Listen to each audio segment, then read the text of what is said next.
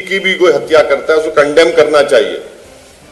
कानून को कोई अपने हाथ में नहीं ले सकता है। अगर आप रूल ऑफ लॉ को फॉलो करेंगे तो बराबर उन लोगों को पकड़ा जाएगा, सजा भी होगी उन लोगों को। मगर ये हमको समझ में नहीं आ रहा है कि सेलिब्रेट क्यों कर रहे हैं, जश्न क्यों मना रहे हैं इसका। याद रखिए, अंग्रेजी की कहावत है कि what goes round comes around. Celebrate करने भाई क्या एक आप त्योहार का माहौल बना रहे हैं, सेलिब्रेट कर रहे हैं उसको। जब वो जो एक्यूज जिसको एक्यूज बता रहे हैं उसका वीडियो में फोटो आ गई उसकी, चलिए आप रूल ऑफ लॉ को ही फॉलो करिए, रूल ऑफ गन को फॉलो मत करिए। डिटरेंस ये है कि आप पुलिस को इंडिपेंडेंट रखिए पॉलिटिकल लीडरशिप से। ये ऐसा क्यों होता है कि जिसकी सरकार आती उसी के पसंद के लोग आके बैठते हैं। ये डिटरेंस है आपका। आप कोर्ट्स को फैसला करने दीजिए, आप इन्वेस्टिगेशन को स्ट्रांग करिए, सब चीजें करिए ना। आप कौन रोक रहा है?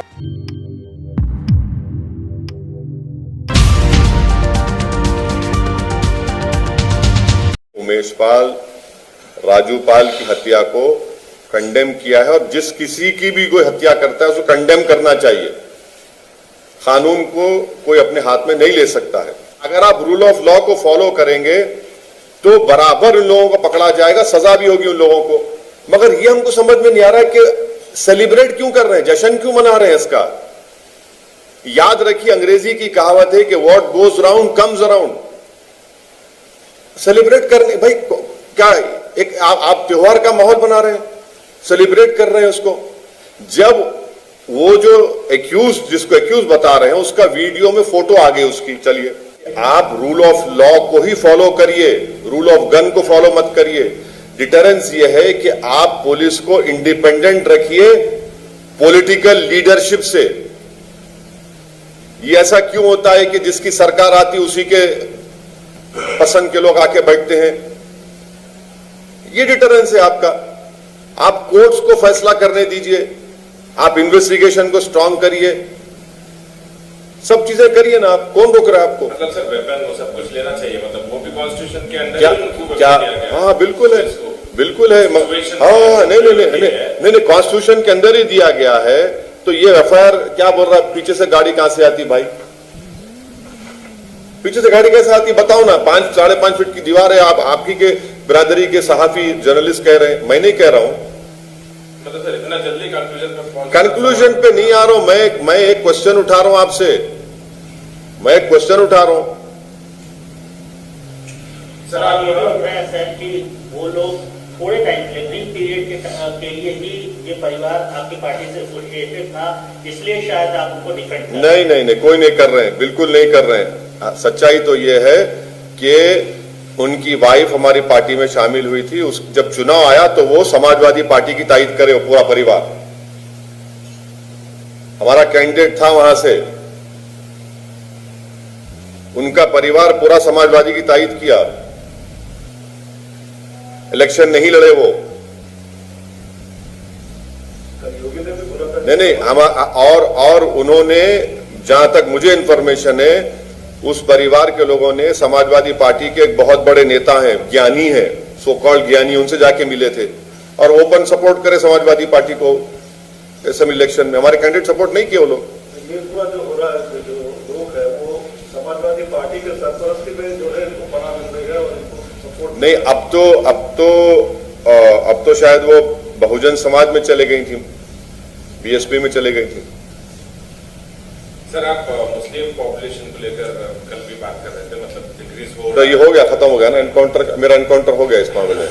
अच्छा, अब पॉपुलेशन पे आया। दिग्विजय सिंह क्लेम करते हैं कि जो आरएसएस क्लेम कर रहा है वो फॉल्स है, मुस्लिम पॉपुलेशन डिक्रीज हो रही है और 2011 से जो सेंसस बना था वो नहीं हो रहा है, तो उस पर होना चाहिए।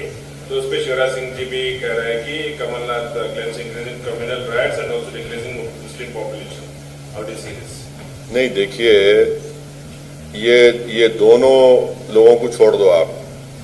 सुप्रीम कोर्ट में 2020 या 21 में, बहरहाल सुप्रीम कोर्ट में मोदी सरकार ने एक एफिडेविट दायर किया था जिसमें उन्होंने कहा कि भारत में 2 चाइल्ड नॉर्म्स की जरूरत नहीं है, इसलिए कि हमारा टीएफआर रेट गिर रहा है, नंबर 1। हेल्थ मिनिस्टर ने, बीजेपी के एक एमपी ने प्राइवेट नंबर्स बिल लेकर आया, तो उसके जवाब में पार्लियामेंट में कहा था कि हमारा टीएफआर रेट गिर रहा है। अब आप बताइए, सच कौन बोल रहा है, झूठ कौन बोल रहा है? सरकार कह रही है टीएफआर रेट गिर रहा है, मुसलमानों का भी टीएफआर रेट बहुत गिरा है, और एक्सपर्ट्स कह रहे हैं कि हमारा पॉपुलेशन बाय 2030 तक स्टेबलाइज हो जाएगा। तो अब पॉपुलेशन की बात आप देखो, अब आपने बड़ा अच्छा एक सवाल कर दिया, आपने निर्मला सीतारामन जी का क्यों नहीं पूछा मुझसे? आप अच्छा पूछने वाले थे, चलिए पूछिए, मैं रुक गया, चलिए पूछिए। नहीं, हम आना चाहिए, से पूछिए, चलिए पूछिए, तुम पूछो। मैं मुस्लिम, मतलब इंडिया में जो मुस्लिम पॉपुलेशन है वो बहुत खुश है, बिजनेस भी करते हैं, फेलोशिप मिल रहा है।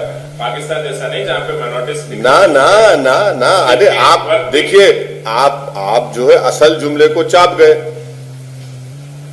वो आपके लिए बड़ा तकलीफ दे था, अचार की तरह था, आप निकल गए उसको। मोहतरमा फाइनेंस मिनिस्टर साहबा ने कहा कि भारत में पॉपुलेशन बढ़ रहा है, पाकिस्तान से अच्छा है, फेलोशिप मिल रही है। ये आपने ये दो चीजों को भूल गया। नहीं, आपको याद दिला रहा हूं। नहीं, वैसे तो आप बड़े बासलाहियत साफी हैं, हम आपकी बड़ी इज्जत करते हैं। अब बताइए, आप टीएफआर रेट खुद कह रहे गिर रहा है, तो क्या सरकार का रोल है क्या उसमें? बताइए, मेलेवलेंस है, बता दो हमको आप। मैडम फाइनेंस मिनिस्टर ने अमेरिका की सरजमीन पर बैठकर कहा कि हम फेलोशिप दे रहे हैं। आप ही के बजट में मैडम साहिबा, फाइनेंस मिनिस्टर साहिबा, आपने मौलाना आजाद फेलोशिप को खत्म कर दिया, प्री मैट्रिक स्कॉलरशिप को आपने लिमिटेड कर दिया, सिर्फ 9th और 10th में कर दिया, जबकि कुंडू कमेटी की रिपोर्ट मोदी सरकार को दी गई 2014 अगस्त सितंबर में, जिसमें कहा गया कि मुसलमानों का drop out rate primary school से शुरू हो जाता है। क्यों शुरू होता? पैसे नहीं है, आपने लिमिट कर दिया प्री मैट्रिक स्कॉलरशिप को। स्मृति ईरानी ने कहा था हाल ही में कि जब तक 14 साल तक तो कंपल्सरी एजुकेशन है और वहां पर तो फ्री एजुकेशन हम लोग गवर्नमेंट स्कूल में दे रहे हैं, तब जब हम रिलेशन की बात ही नहीं कर रहे कि किसी भी धर्म या जात की, और सरकारी स्कूलों में मुफ्त पढ़ाया जा रहा है, तो फिर इसमें देने की क्या जरूरत? बहुत अच्छा है। चलिए, अब आप मेरे को हम बता रहे हैं कि जो नेशनल एजुकेशन पॉलिसी की पहली रिपोर्ट आई थी नंबर 1, उसमें यह कहा गया था कि स्कूल जोन्स मुसलमानों के एरिया में खोलने चाहिए। सेकंड फाइनल रिपोर्ट में नहीं आया वो भी। चलिए, अब आप बोलता हूं, कुंडू कमेटी की रिपोर्ट, खुद मैडम के डिपार्टमेंट में जो एमएसडीपी का प्रोग्राम है, उसके जो फाइंडिंग्स है, उसमें बताया गया कि मुस्लिम इलाकों में गवर्नमेंट के स्कूल्स नहीं खोले जाते, इसीलिए एमएसडीपी प्रोग्राम के तहत प्रधानमंत्री की स्कीम है, उसमें स्कूल खोले जाते हैं, हॉस्टल खोले जाते हैं। अरे आप स्कूल ही नहीं खोल रहे ना। इसीलिए सच्चर कमेटी ने कहा था कि मुसलमानों के ज्यादा माने 2 या 3% बच्चे मदरसों में इसलिए पढ़ते क्योंकि वहां पर स्कूल नहीं है। आप स्कूल खोलिए, जब स्कूल खोलेंगे तो प्री मैट्रिक स्कॉलरशिप के पैसे मिलेंगे ना। ये कौन सी बात है कि तो एविडेंस तो था आपके ने, स्ट्रॉन्ग एविडेंस है वो।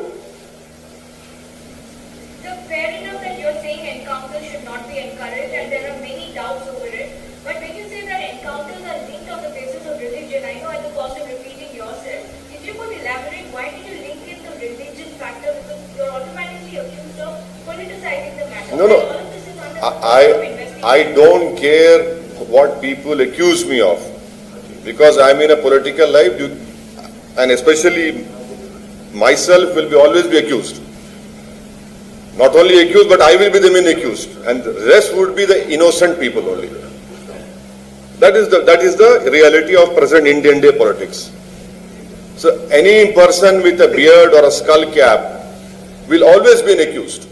आपसे निवेदन है कि आप हमारे चैनल को सब्सक्राइब जरूर कीजिएगा, ताकि आपको वो खबरें पहुंचती रहें जिनको गोदी मीडिया नहीं दिखाता है, वो हम आप तक पहुंचाने की कोशिश करते हैं। फिलहाल इस वीडियो में इतना ही, हमें दीजिए इजाज़त। आगे फिर मुलाकात होगी आपसे किसी ऐसी खबर के साथ। तब तक के लिए जय हिंद, धन्यवाद।